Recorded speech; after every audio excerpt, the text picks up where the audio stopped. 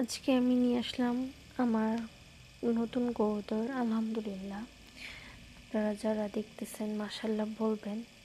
আর এর আগেও শ্বশুরবাড়িতে অনেকগুলা হাঁস, মুরগি, কবুতর, কোয়েল পাখি সব পুষছিলাম, কিন্তু আমার শাশুড়ি তো কোনো কিছুই সহ্য করতে পারে না আমার, অথচ বড় যা সব কিছু পালে তাতে কোনো কিছু নেই।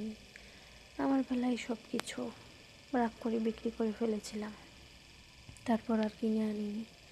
কিন্তু এবার আবার আমার হাজব্যান্ড নিয়ে আসলো, দেখা যাক কি হয়, কি বলে। আবার তাতেও দেখতেছি মন খুব খারাপ তার।